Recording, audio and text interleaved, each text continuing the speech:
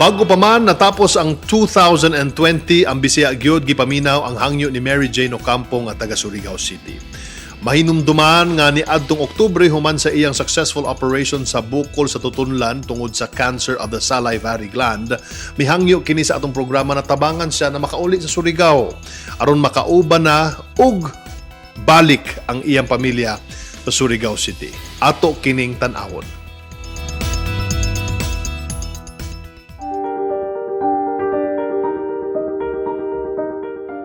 Bago matapos ang 2020, atong gitubag ang dugang na hangyo ni Mary Jane Ocampo, usa sa atong operation tabang beneficiary nga taga Surigao City.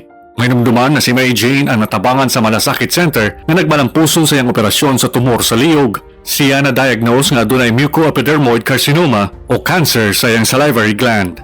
Buwan sa Oktubre, natong ulahing nabisita si Mary Jane ug atong nakita ang iyang kondisyon. Apan, bisan pa man nga successful ang operasyon, mihangyo gyapon kini nga matabangan makauli sa probinsya aron makauban na og balik ang iyang mga anak ug ginikanan na dugay na niyang wala makita. Hindi ko naman po alam kung anong mangyayari sa akin.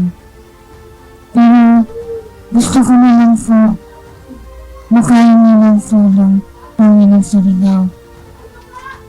Kasi gusto ko na po makita talaga yung anak ko. Gusto ko na po talagang umuwi. Ang hirap nandito ko na malayo ko sa mga anak ko. Tungod sa hangyo ni Mary Jane ug sa iyang mga igsuon ug asawa, December 21, 2020, giubanan sila sa Bisaya Gyud Team aron mahatod sa ilang lugar sa Surigao. Sa ilang pag-abot, emosyonal na gisugat ni Nanay Glenda ang iyang mga anak na sila Mary Jane ug Mary Grace na dugay na niyang gihulat ang pagbalik. Sulti pa ni Nanay Glenda, tungod parehong wala ang iyang mga anak aron maubanan si Mary Jane sa pagtambal sa Manila, wala nalimod nini nga nalisdan siya sa pag-alima sa mga apo sa gibilin sa ila. Dugang pa ang pagkabalaka niya sa iyang mga anak tungod sa ilang pagdayo sa Manila nga natol sa lockdown. Gusto na ganda ako mang pag-opera sa ida na makauli na kasi gina ida reklamo mauli na ako kay bahala na kuno kun maunos siya ma'am basta ni ida mga anak may kaiba niya. Tuyo ka buk ida bata ma'am. Naguna-una gadud ako ma'am sa ila kung unsaon pag-opera sa ida na lockdown man. Pasalamat sa bako sa mga nagtabang sa ila ma'am dito sa Manila. Sino manggaling sila ma'am. Pasalamat kay ko nanda ko.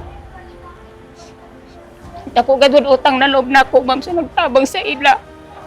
Bisan pa man nga negatibo ang resulta sa COVID-19 test ni Mary Jane ug mga kauban niini, gibanduan gyapon sila sa Surigao City Government na mopailalom una sa home quarantine aron makapanalipod tungod sa kondisyon niini.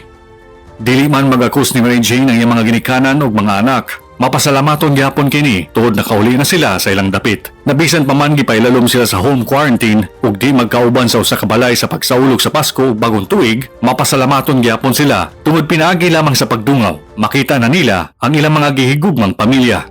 Sobrang saya. Kasi ngayon magpapasko. Kahit nasa quarantine kami, at least makikita ko na yung mga anak ko. Sobrang saya mo. Kahit nasa Manila pa lang, excited na ako. Sobrang saya na. Hindi ko mapil yung saya. Parang sobrang blessed ko po talaga. Kasi marami pang tumulong sa amin. Sobrang saya ko po talaga. Dako usab ang pasalamat ni Mary Jane sa iyang manghod na si Mary Grace na maong nagbantay, nag-alaga ug naningkamot aron sila makabalik sa Surigao, labi na karong nagkagrabe ang iyang sitwasyon. Para sa ako kabahin, mas gusto gajud na ako na diri ra ka kami magpasko magbagong tuig. Kay sa isa kayuntang, grabe ko sa kalisod sa Manila. Tapos kung uno magaling mahitabo, at least nagkaiban-iba kami pamilya. Listen, sa inyong sitwasyon, makita magazon niyo kung uno isa sitwasyon karon na sa isa kabahin, lisod, mas samot-sawo na kalisod maglantaw ko uno isa sitwasyon karon. Gusto gazud na ako na makauli kami ng Surigao para at least magkaiban-ibang kami ng pamilya, sa mga anak. Karon Pasko, amo gazud gipursige namo. Pasalamat gazud ako sa Ijo, sa Bisaya jud, sa atong mayor, kay Mayor Ernesto Matugas Jr. na amoy nagsuporta sa amo sa pamasahe, sa tanan na natabang kay Secretary Martin Andanar, sa tanan mga natabang sa amo. Daghan salamat. Daghang salamat sa Office of the Senator Bongo, tsaka sa DSWD, tsaka yun sa Office of the President na sila yung sumago sa swab test namin, sa sumundo at paghatid. Daghang salamat sa Ijo. Sa Ijo tabang, kunway na tabang sa amo, di ka kami ka uli, dire sa Surigao. Sa tabang sa lokal na kagamhanan sa Surigao City, sa panguna ni Mayor Ernesto Estong Matugay Jr., giangkon sa iyang dawatan ang pagpauli nila Mary Jane, iyang asawa ug duwa niya ka mga igsuon. As long as Surigao nun, as much as possible talaga, gusto namin tulungan lahat ng Surigao nun. Pero in reality, mahirap talaga, no? We cannot entertain everyone. Kaya ako rin, no, nagpapasalamat ako sa program nyo, sa Bisaya Youth. Sa Bisaya Youth na at least there's a medium kung saan sila pwede lumapit, no? Marinig namin, same time matulungan din namin. Kay Mary Jane Ocampo, welcome back. Si good news na at least yung operation mo is successful. Merry Christmas, and advance Happy New Year.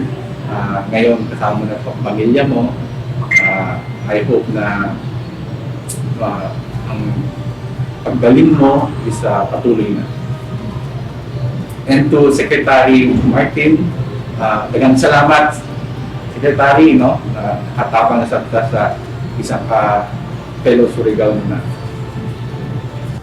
Nagpasalamat po ang Bisaya Guild sa Office of the President sa dawatan ni Senator Bongo tungod sa ilang pag-alalay kay Mary Jane o gayang pamilya sa libreng COVID-19 swab test, pagtabang sa mga kinahanglang requirements, paghatag og food packs, ug sa Department of Social Welfare and Development sa tabang pinansyal na gitunol ngadto sa ilang pamilya.